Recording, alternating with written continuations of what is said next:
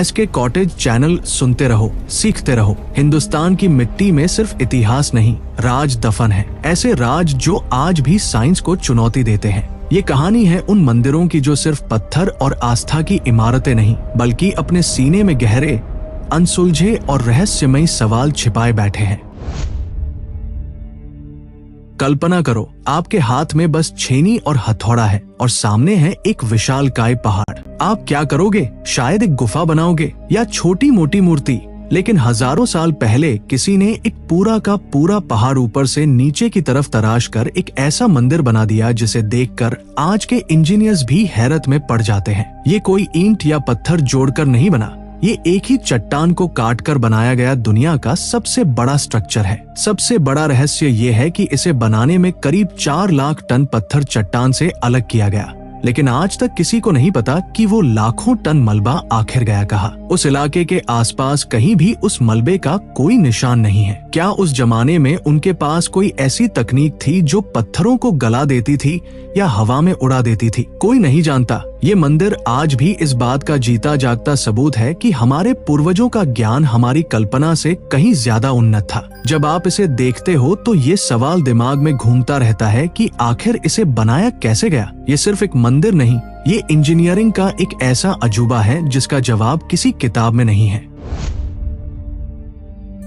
कोणार्क सूर्य मंदिर, जिसे पत्थरों में लिखी कविता कहते हैं, ये मंदिर भगवान सूर्य के रथ के आकार में बना है, जिसे 7 घोड़े खींच रहे हैं और जिसके 24 पहिए हैं। लेकिन इसका रहस्य इसके आकार में नहीं, इसकी बनावट में छिपा है। कहते हैं कि मंदिर के शिखर पर एक 52 टन का विशाल चुंबक लगाया गया था और मंदिर के गर्भगृह में भगवान सूर्य की मूर्ति हवा में तैरती थी। ये चुंबक इतनी शक्तिशाली थी कि समुद्र से गुजरने वाले जहाजों के कंपास बिगड़ जाते थे और वो रास्ता भटक जाते थे। कुछ कहानियों के मुताबिक इसी वजह से विदेशी आक्रमणकारियों ने उस चुंबक को निकाला, जिससे मंदिर का संतुलन बिगड़ गया और इसका बड़ा हिस्सा ढह गया। आज भी ये सवाल कायम है कि क्या वाकई हमारे पुरखों के पास चुंबक की ऐसी समझ थी कि वो 52 टन के पत्थर को हवा में लटका सके। मंदिर के 12 जोड़ी पहिए सिर्फ डिजाइन नहीं है, वो धूप घड़ी का काम करते हैं जो आज भी एकदम सटीक समय बताते हैं। ये मंदिर विज्ञान और आस्था का एक ऐसा संगम है जो आज भी हमें सोचने पर मजबूर कर देता है।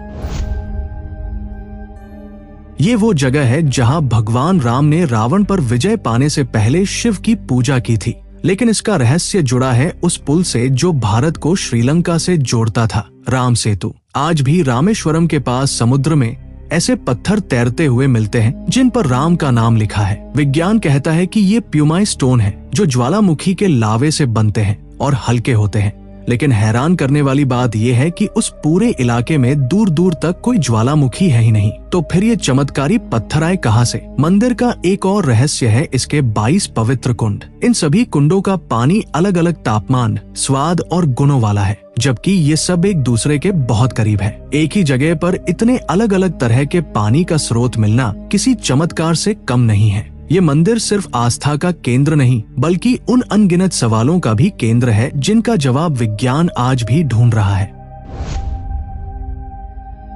सोचो, आज से 1000 साल पहले बिना किसी क्रेन, बिना किसी मशीन के 80 टन यानी करीब 80,000 किलो का एक विशाल पत्थर 216 फुट ऊंचे मंदिर के शिखर पर कैसे रखा गया होगा? ये सवाल आज भी दुनिया भर के आर्किटेक्ट्स को परेशान करता है। बृहदेश्वर मंदिर की सबसे बड़ी पहेली यही है। कुछ लोग मानते हैं कि मंदिर के पास से 6 किलोमीटर लंबा एक रैंप बनाया गया था, जिस पर हाथियों की मदद से इस पत्थर को ऊपर तक पहुंचाया गया। लेकिन 6 किलोमीटर लंबा रैंप बनाना भी अपने आप में एक और अजूबा होता, जिसके कोई सबूत आज तक नहीं मिले। इस मंदिर की एक और हैरान करने वाली बात यह है कि कहते हैं दोपहर के वक्त इसके मुख्य शिखर की परछाई जमीन पर नहीं पड़ती। ये कैसे मुमकिन है? ये मंदिर ग्रेनाइट से बना है, जो दुनिया के सबसे मजबूत पत्थरों में से एक है और इसे तराशना बहुत मुश्किल होता है। फिर भी इस पूरे मंदिर पर की गई बारीक नक्काशी देखने वालों को दंग कर देती है।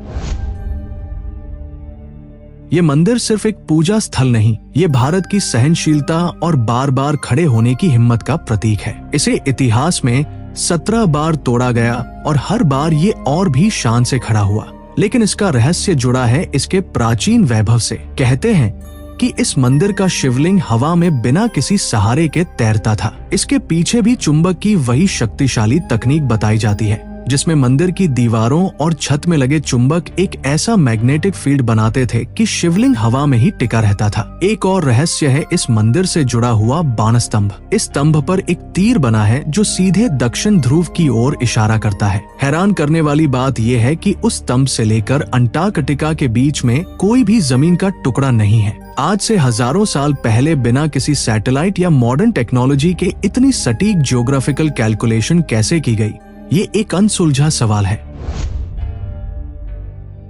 इस मंदिर के रहस्य तो ऐसे हैं जो दिन दहाड़े विज्ञान को चुनौती देते हैं। मंदिर के शिखर पर लगा झंडा हमेशा हवा की उल्टी दिशा में लहराता है। जिस दिशा में हवा चल रही हो, झंडा उसकी विपरीत दिशा में लहराएगा। ऐसा क्यों होता है, कोई नहीं जानता। आमतौर पर किसी भी इमारत की परछाई दिन के किसी न किसी वक्त जमीन पर पड़ती है, लेकिन जगन्नाथ मंदिर के मुख्य शिखर की परछाई कभी भी किसी भी वक्त जमीन पर नहीं दिखती। मंदिर के ऊपर से कोई भी पक्षी या विमान नहीं उड़ता, जैसे कोई अनदेखी शक्ति उन्हें रोक देती हो। मंदिर की रसोई दुनिया की सबसे बड़ी रसोई है, जहाँ प्रसाद कभी कम नहीं पड़ता, चाहे खाने वाले 10,000 हो या 10 लाख। और जैसे ही मंदिर के कपाट बंद होते हैं, प्रसाद अपने आप खत्म हो जाता है। एक दाना भी व्यर्थ नहीं जाता। समुद्र किनारे होने के बावजूद मंदिर के अंदर समुद्र की लहरों की आवाज सुनाई नहीं देती, लेकिन जैसे ही आप मंदिर से एक कदम बाहर निकालते हैं, लहरों का शोर साफ सुनाई देने लगता है। ये सब क्या है, चमत्कार या कोई गहरा विज्ञान?